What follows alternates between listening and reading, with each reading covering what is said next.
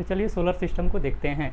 हम लोग जानते हैं कि इसमें कुल प्लेनेट की संख्या 8 होती है और 1930 में एक और प्लेनेट को खोजा गया। खोजकर्ता हैं टॉमबर्ग और इनके द्वारा प्लूटो को खोजा गया और 2006 में इसे ग्रहों की श्रेणी से बाहर कर दिया गया। उसका रीज़न एक ही था कि उसे बौना ग्रह नाम दिया गया कि ये ग्रह का एक अपना एक लिमिट होता है, उस लिमिट से बहुत छोटा है ना, उस ग्रह के श्रेणी में ये नहीं रह सकता है, तो इसीलिए इसे ग्रहों की श्रेणी से क्या कर दिया गया। एक प्लेनेट के बारे में हम लोग देखते हैं।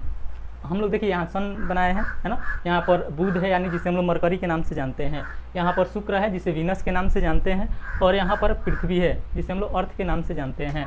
और मंगल है, मार्स है ना। बृहस्पति को जुपिटर, शनि को सैटर्न, अरुण को यूरेनस और वरुण को नेपच्यून। और देखिए मंगल और बृहस्पति के बीच में क्षुद्र ग्रह की एक बेल्ट होती है जिसे हम लोग एस्ट्रॉयड बेल्ट के नाम से जानते हैं।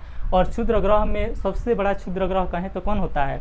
सबसे बड़ा क्षुद्र ग्रह सेरेस होता है। इसको भी हम लोग ध्यान में रखेंगे। तो चलिए हम लोग बारी बारी से सभी प्लेनेट के बारे में थोड़ा बहुत जानकारी लेते हैं। जैसे है बुध, जिसे हम लोग मरकरी बोलते हैं। तो देखिए बुध को के बारे में हम लोग देखेंगे। यहाँ पर है सूर्य के सबसे निकट, ठीक है। सूर्य के सबसे निकट कोई ग्रह है तो कौन सा है? बुध है। सबसे छोटा ग्रह है ना, और ये सबसे छोटा ग्रह है। बुध सबसे छोटा ग्रह है और अपने अक्ष पर झुकाव इसका बहुत कम है यानी 60 डिग्री है। अपने अक्ष पर इसका झुकाव 7 डिग्री है। यानी जैसे हम लोग जानते हैं कि ये सबसे कम झुकाव है इसका, है ना। सर्वाधिक तपांतर बुध ग्रह का है। यानी हम लोग देखेंगे सर्वाधिक तपांतर क्या होता है। तो तपांतर को हम लोग देखेंगे तो इसका मतलब होता है ताप में अंतर, बहुत ज़्यादा ताप बढ़ जाना और बहुत ज़्यादा ताप घट जाना। यानी तपांतर कहें तो दिन और रात में जैसे हम लोग देखते हैं तो अचानक इसका टेम्परेचर बढ़ जाना और अचानक घट जाना, इसे हम लोग समझ सकते हैं ना। सर्वाधिक कक्षीय गति इसका होता है बुध का और इसका कितना होता है? 88 डेज होता है। सर्वाधिक इसका कक्षीय गति 88 दिन होता है। अब बुध का कोई अपना उपग्रह नहीं है, बुध का कोई उपग्रह नहीं है, ये बात हम लोग ध्यान में रखेंगे। यानी बुध ग्रह का कोई उपग्रह नहीं है। चलिए यह इतना हो गया। अब हम लोग आते हैं शुक्र पे। देखिए शुक्र को हम लोग इंग्लिश में वीनस बोलते हैं और वीनस को पृथ्वी के सबसे निकट स्थित ग्रह है। पृथ्वी के सबसे निकट, देखिए अगर बात आए पृथ्वी के सबसे निकट तो पृथ्वी के सबसे निकट में हम लोग लेंगे कि शुक्र भी हो जाएगा और मंगल भी हो जाएगा, है ना।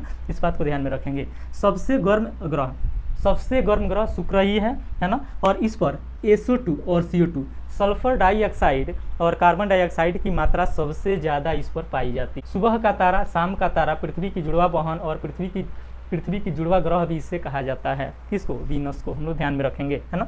सर्वाधिक ताप इसी ग्रह पर है और सबसे ज़्यादा टेम्परेचर SO2 के घने बादल इसी पर हैं। सल्फर डाइऑक्साइड का घना बादल इस पर पाया जाता है, ठीक है। प्रेशर कुकर प्रभाव इसी पर दृष्टिगत होता है। प्रेशर कुकर प्रभाव, ये बात भी हम लोग ध्यान में रखेंगे।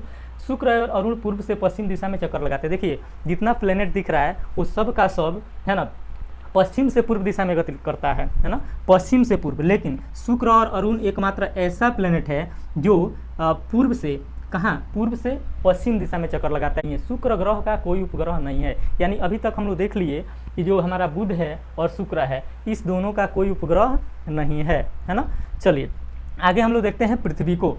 पृथ्वी को हम लोग देखेंगे, इसे एकमात्र किसी प्लेनेट पे जीवन संभव है तो वो है हम लोगों का पृथ्वी, यानी अर्थ के बारे में हम लोग देखेंगे, है ना। देखिए एकमात्र जीवन संभव किस पर है? पृथ्वी पर है। दूसरा, इसे हम लोग नीला ग्रह कहते हैं। देखिए नीला ग्रह हम लोग क्यों कहते हैं? क्योंकि जल की उपस्थिति के कारण इसे हम नीला ग्रह के नाम से जानते हैं, ठीक है। तो जल की उपस्थिति को भी थोड़ा ध्यान में रखना है।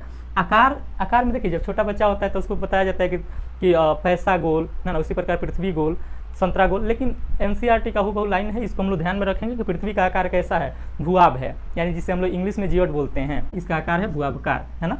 अब देखेंगे हम लोग अंतरिक्ष से पृथ्वी कैसा दिखाई देती है और अंतरिक्ष से आसमान कैसा दिखाई देता है। तो देखिए अंतरिक्ष से हम लोग पृथ्वी देखेंगे तो नीला दिखाई देती है। अंतरिक्ष से पृथ्वी नीला दिखाई देती है क्योंकि यहाँ पर जल की अधिकता ज़्यादा है ना, जल की उपस्थिति ज़्यादा है। और अंतरिक्ष से हम लोग आसमान देखेंगे तो काला दिखाई देगा। तो चलिए हम लोग यहाँ पढ़ते हैं। पृथ्वी नीला दिखाई पड़ता है और आसमान से काला दिखाई पड़ता है, इस बात को हम लोग समझेंगे। अगर अंतरिक्ष से हम लोग देखें पृथ्वी तो नीला और आसमान को देखें तो काला, इस बात को ध्यान में रखना है। पृथ्वी से चंद्रमा की दूरी है 3,84,400 किलोमीटर। जो पृथ्वी है इससे चंद्रमा की दूरी है 3,84,400 किलोमीटर। चंद्रमा का प्रकाश पृथ्वी तक आने में 1.34 सेकेंड लगता है।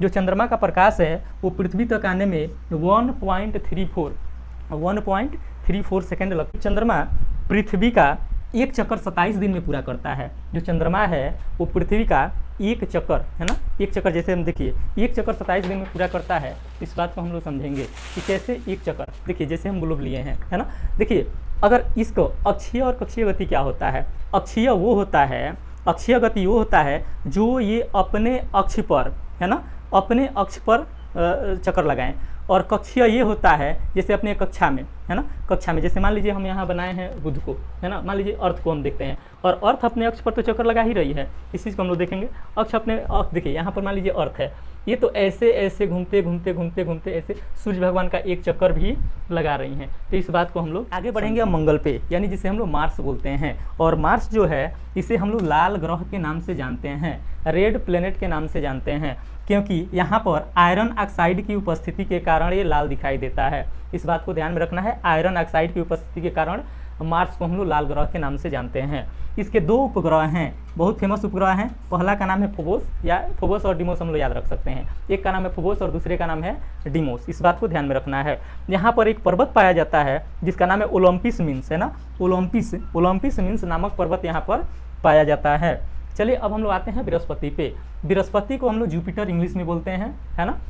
कह रहा है सबसे बड़ा उपग्रह है, जितना प्लेनेट दिख रहा है ना 8 में सबसे बड़ा कोई प्लेनेट है तो कौन सा है, जुपिटर है। इस बात को हम लोग को ध्यान में रखना है ना। बृहस्पति का 79 प्लस उपग्रह है। एक ये जो बृहस्पति है उसके 79 प्लस यानी 79 से ज़्यादा उपग्रह इसके हैं।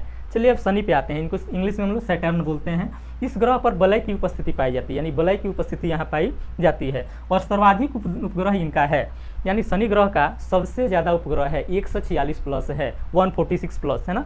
यहाँ के बर्फ का घनत्व जल के घनत्व से कम है, यानी पृथ्वी का जो जल का घनत्व है उससे भी वहाँ पर जो बर्फ़ है ना, वो अगर वहाँ से कोई बर्फ़ का टुकड़ा लाया जाए तो तैरने लगेगा, है ना। तो वहाँ पर जो बर्फ़ का टुकड़ा है उसका जल का घनत्व पृथ्वी के घनत्व से बहुत ज़्यादा कम है। इस बात को हम लोग ध्यान में रखेंगे, है ना।